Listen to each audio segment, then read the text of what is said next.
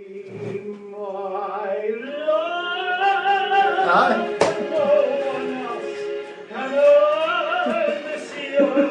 viu que a cenografia é minha. Que é isso? Não, é assim, ó. Seu chute. Olha o Crow.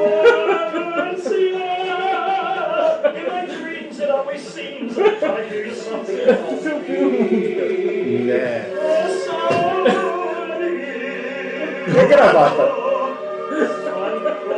Esse cara é melhor do que nós. Esse cara Muito melhor do que os 5 juntos. É maravilhoso. Como é que ele chama? George Longdo. Precisa pôr o link Tô no botando ele site. pra cantar com o André Rieu, pô. Caramba. Bom, Vamos lá? Vamos lá, né? Papo de Música, o podcast da revista Concerto. Com Irineu Franco Perpétuo, João Luiz Sampaio, Leonardo Martinelli e Nelson Rubens Kunze. Produção e edição, Marcos Fecchio. Olá! Bem-vindo, bem-vinda, bem-vindos e bem-vindas a Papo de Música, o seu podcast preferido, aquele que você ouve para tirar sarro daquele vizinho que foi ridicularizado na edição anterior.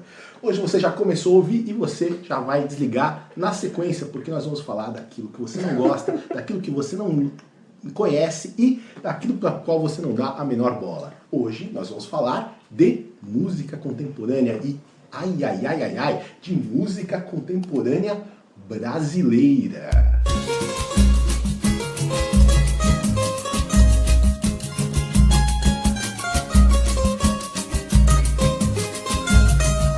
Coisa ruim.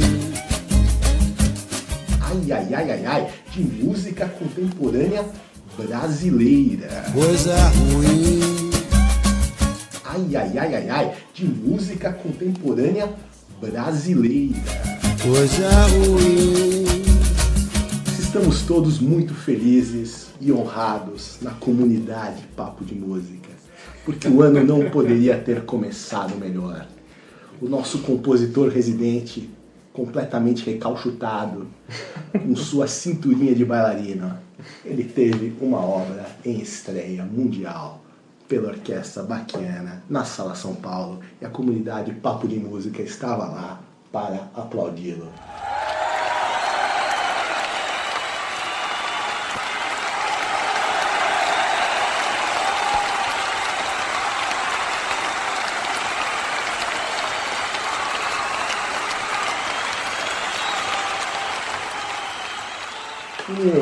Atenção, vocês foram os únicos que gostaram, né? atenção fãs de André Rieu.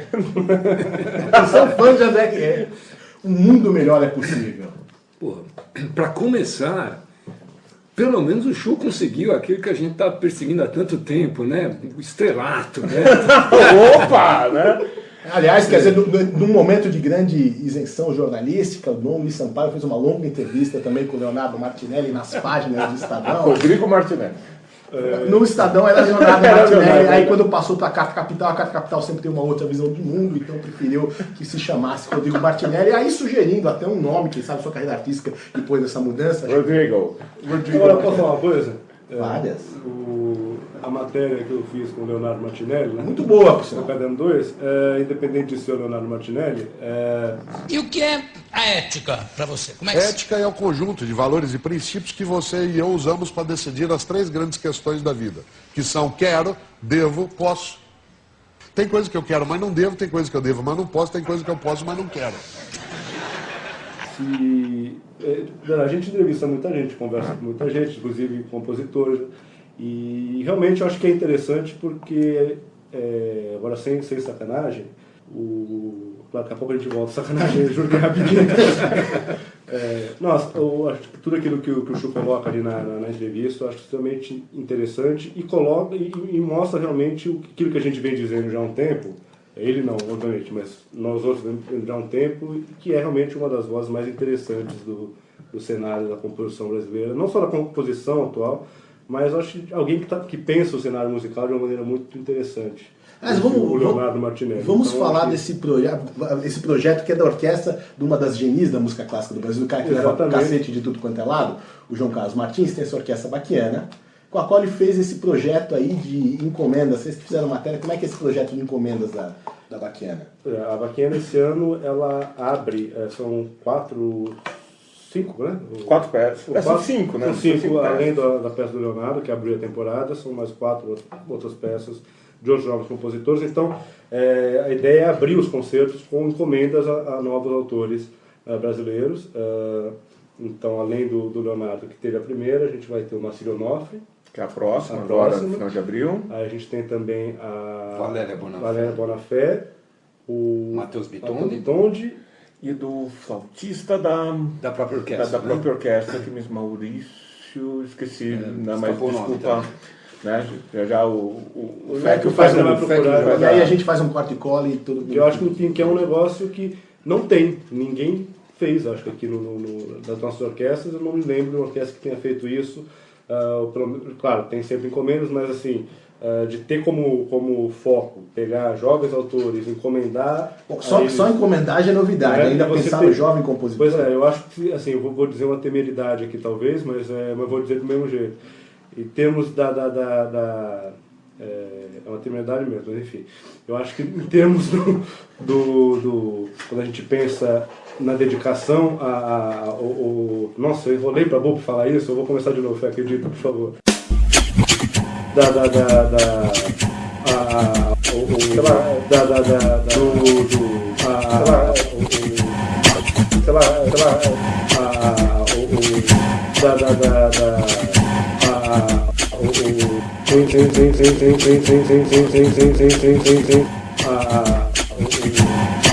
Sem sacanagem?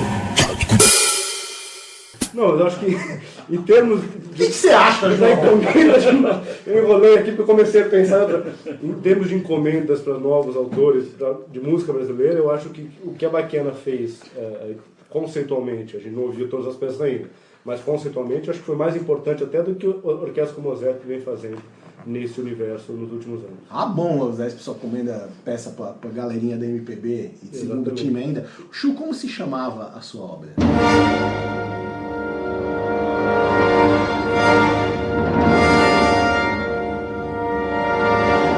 O diálogo entre Vênus, Azrael e Ogum. E aí, como é que você abordou esse desafio de escrever para a orquestra, que é uma chance que mesmo compositores com o dobro da sua idade às vezes não tem aqui no Brasil, que dirá você? Como é que você viu isso? É aquele papo, né? Você tá sozinho com a Bigéria Bündchen no elevador e você tem aquela chance da sua vida para jogar uma cantada, né? Então você tem que aproveitar, porque depois você não sabe quando você vai ficar preso no elevador com a Gisele Bündchen. E como é que Claro, foi? Mônica, meu amor, eu não faria nada com a Gisele Bündchen sozinho no elevador. Mas com a orquestra você A fez. orquestra já que pintou a oportunidade, né?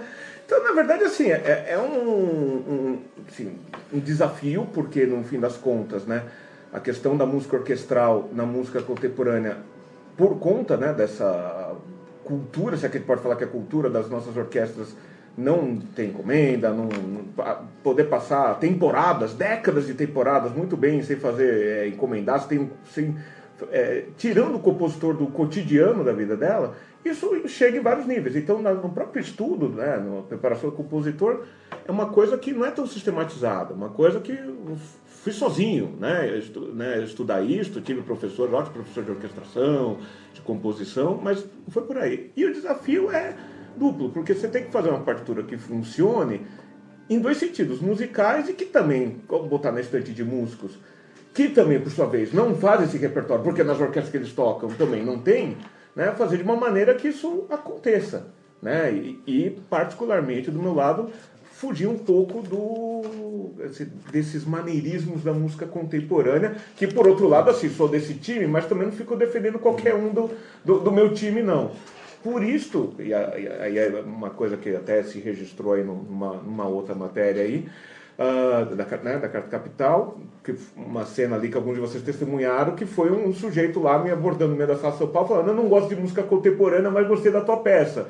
Até brinquei com ela: você está me elogiando? Né? Mas, enfim, né, o desafio, vale a pena ressaltar, que, assim, da minha parte, gostei muito do resultado, do trabalho, né, da orquestra, do John Balder, que regeu, né, que trabalha em parceria junto com o João Carlos Martins.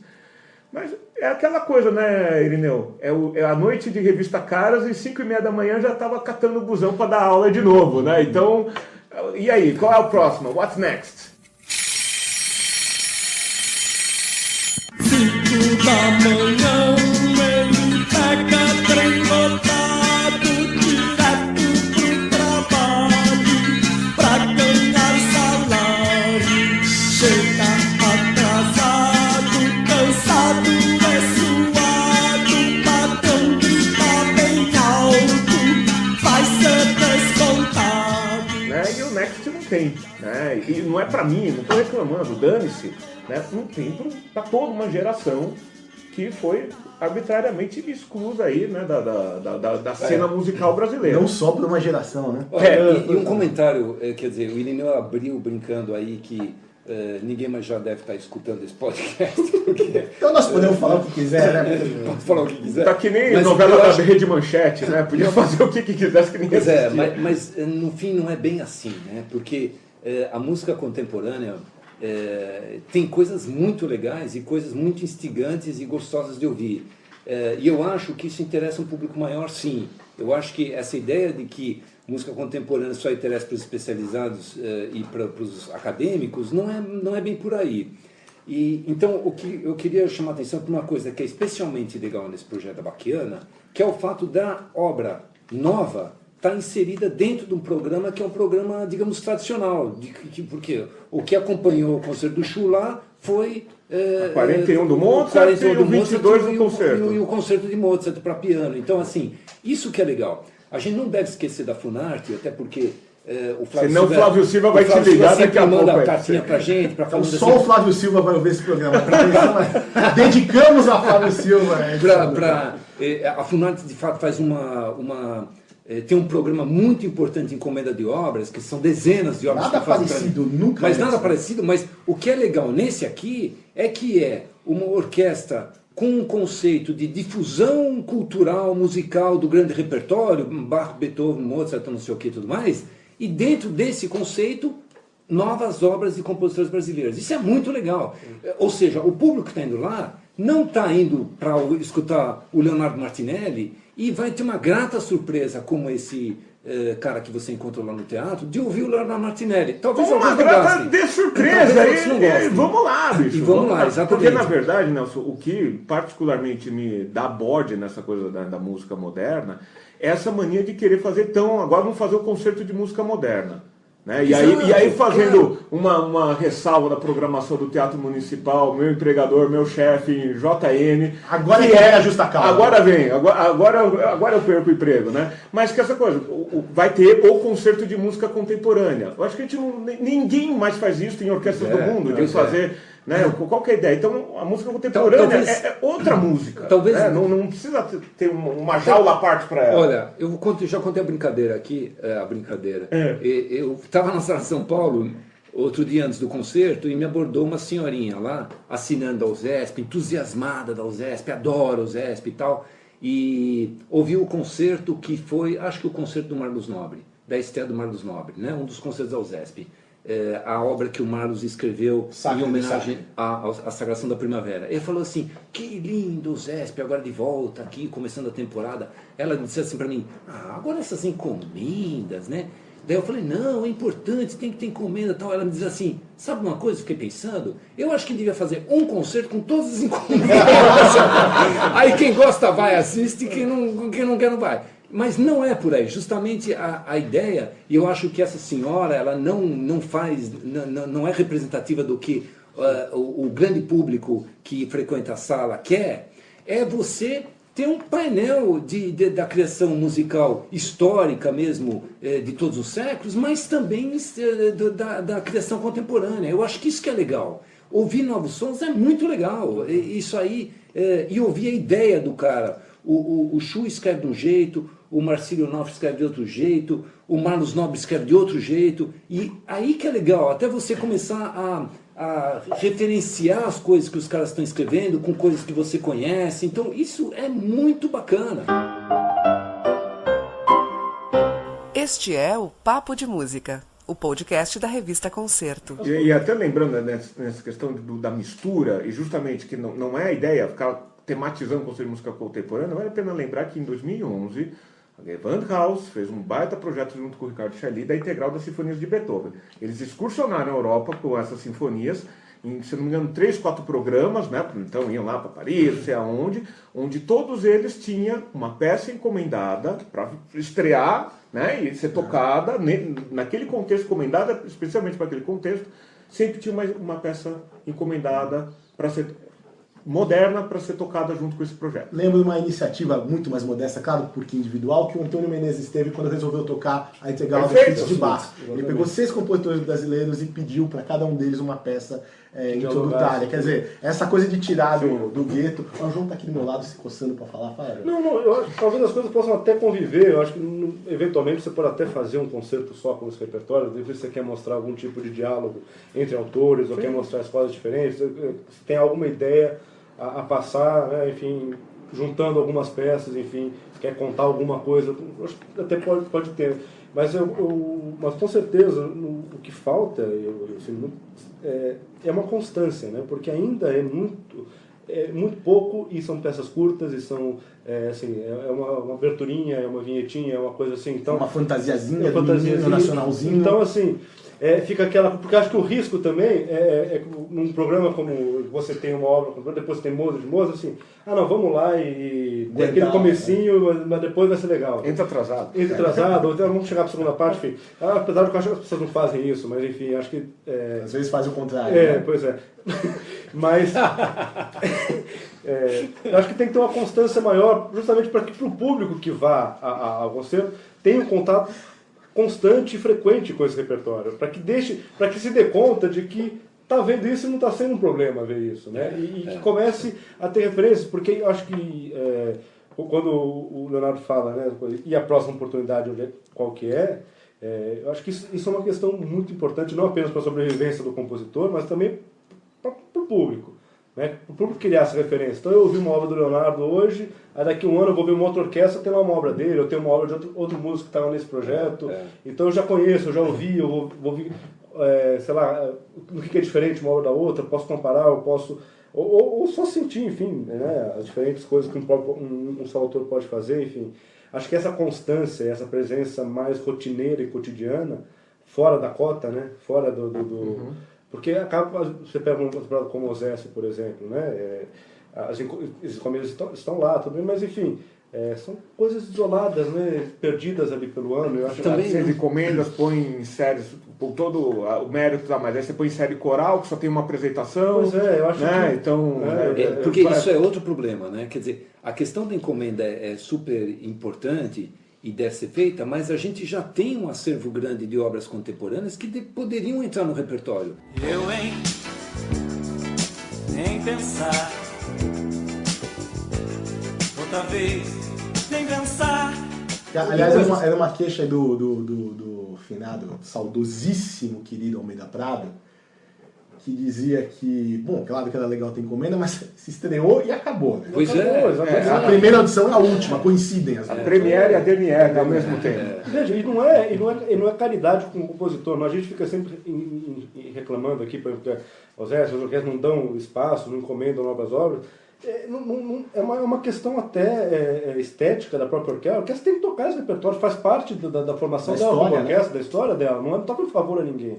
Né? Essa coisa de cota que às vezes parece, né? Não, vamos dar uma chance. Não, é sua função fazer isso, né? Porque senão não tem sentido a sua atividade. Ficar tocando só o repertório do passado, é óbvio que faz parte do dia a dia da orquestra, é óbvio que forma a orquestra. Do dia do compositor. Do dia do compositor também, do público, de todo mundo. Agora, tocar o compositor de hoje não é uma concessão, é uma obrigação. Você tem que... faz parte se você quer se formar como conjunto... E aliás, não só encomenda, né? Uma coisa que o Nash fazia na OSESP era pegar obras de compositores vivos que não tinham sido encomendadas pela orquestra. Exatamente. Coisa do Almeida, coisa do Ronaldo Miranda, que alguns que eu tô lembrando do Takuchan, do Marlos, coisas que já tinham sido, que até já tinham sido criadas por outros, mas enfim, tentar fazer isso parte do importante, João, porque tem uma outra questão, porque tudo bem, a gente foca muito essa questão aqui na USESP, agora municipal e tal, mas é também uma maneira das orquestras que estão num processo de consolidação no grande Brasil, no Nordeste, no Norte, no Sul,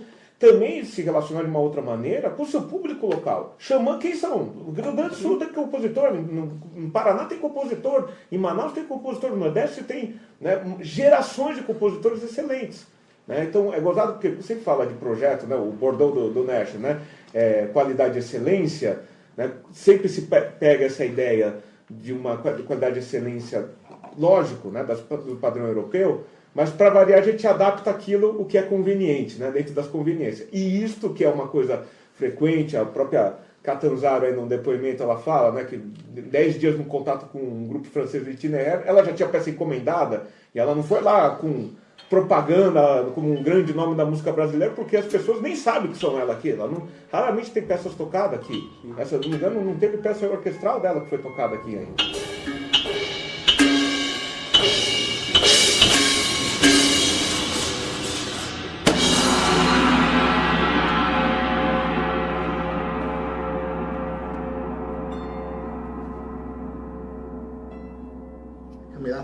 A Camerata agora vai tocar, entendeu? Então é importante notar que nisto também precisa tomar a Europa e os Estados Unidos também como diapasão. E eu acho que, só mais uma coisa que, no último papo, a gente falou da USESP e do... falando da USESP no concerto que o Thibaudet tocou um compositor jovem francês, Conexão, não sei o que, foi legal a gente ouvir esses caras, é muito legal de ouvir esses caras. Agora, tem um provincianismo na postura de algumas orquestras que é incompreensível, enfim. Que é você, por exemplo, tocar um cara desse e não tocar um jovem compositor brasileiro. Pois né? Tudo bem, não estou dizendo que tem que tocar o brasileiro e não tocar o que tem de fora. Isso também seria bastante provinciano.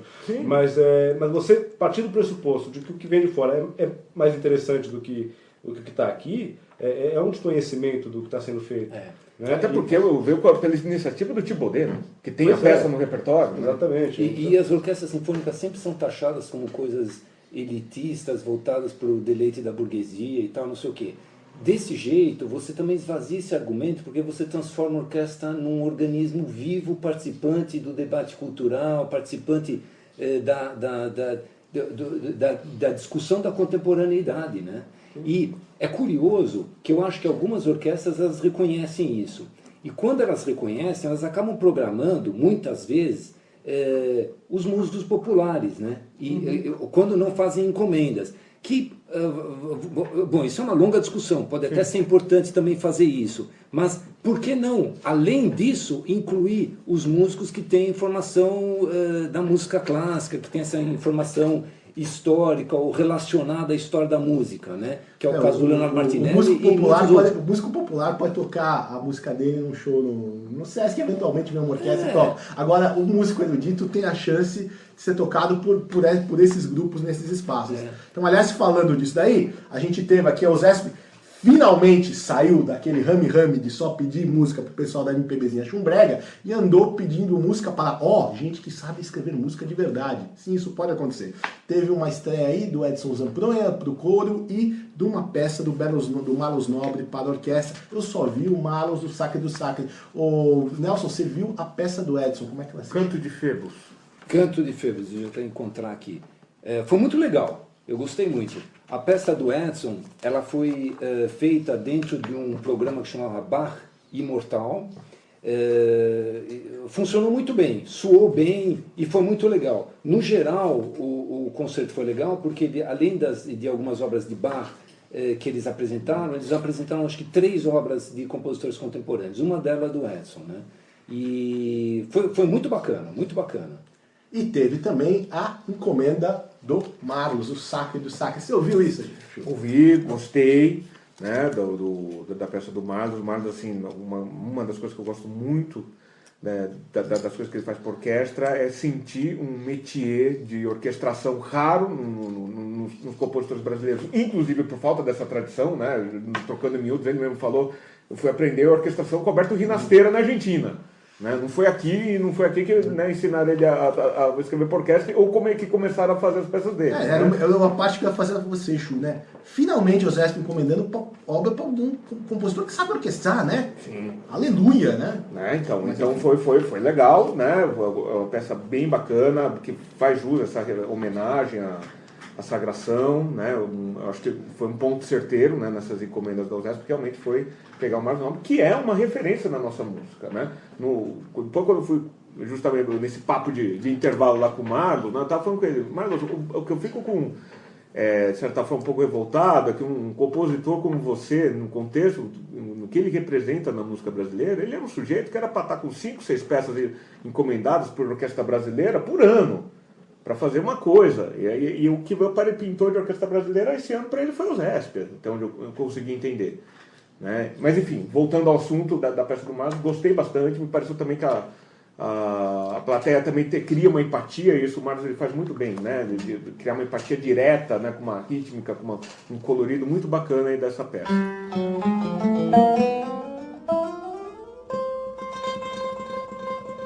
Este é o Papo de Música, o podcast da revista Concerto.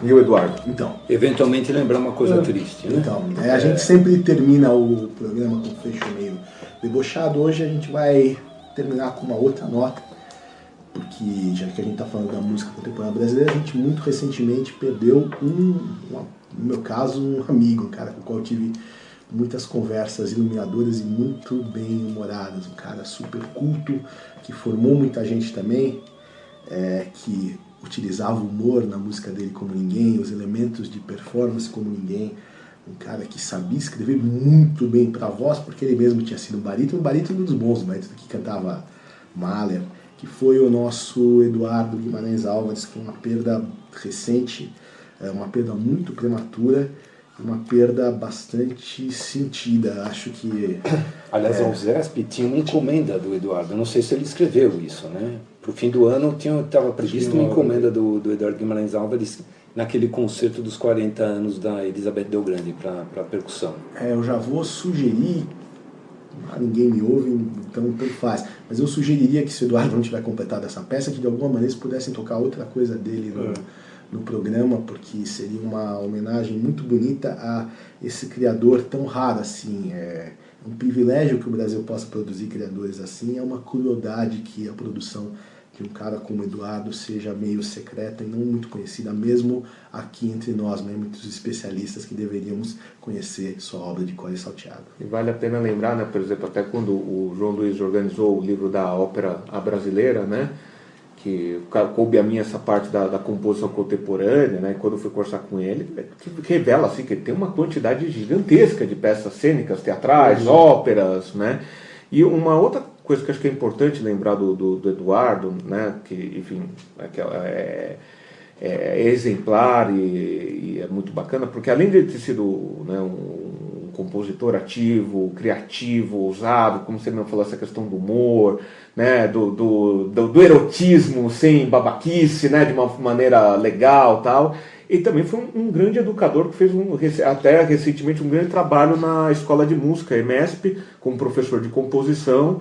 E é interessante porque a gente acaba aí cruzando depois com esses pupilos, esses alunos dele. Você percebe que ele é um sujeito que sabia incendiar, fazer a faísca do jovem criador, né, dar esse incentivo, fazer o pessoal seguir o seu caminho, assim, que também é muito importante, né, porque o músico acaba sendo cedo ou tarde também um professor, né, e ele também cumpria essa questão de uma maneira muito bonita, correta e, enfim, vai fazer falta. Também trabalhou na área da administração cultural, né?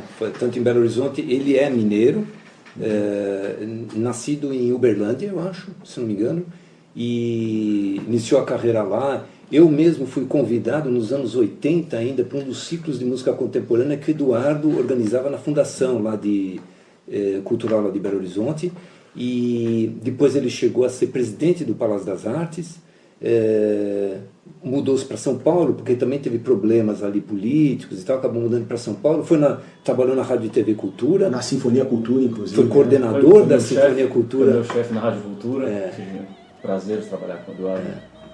E é um cara muito querido, acho que todo mundo que teve contato com ele guarda uma lembrança muito boa e muito querida dele mesmo. Né? Então, Eduardo, esse podcast, a gente gostaria de poder dedicar algo muito mais à sua altura, mas o que temos é o Papo de Música. Então esse Papo de Música é para você.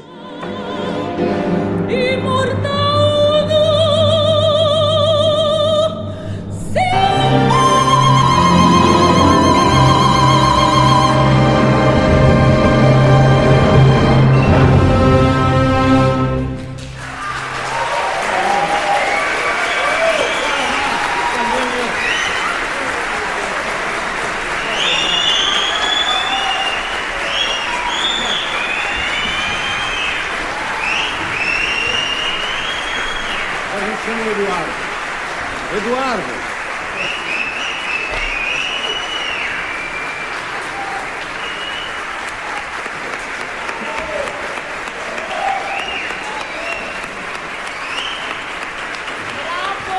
Vem aqui, rapaz. Dá um jeito de...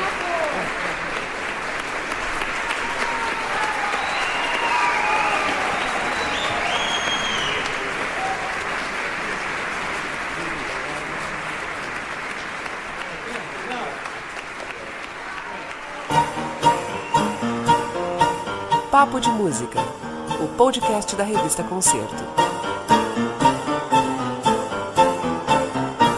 Com Irineu Franco Perpétuo, João Luiz Sampaio, Leonardo Martinelli e Nelson Rubens Kunze. Produção e edição, Marcos Fecchio. Realização, Revista Concerto, Clássicos Editorial.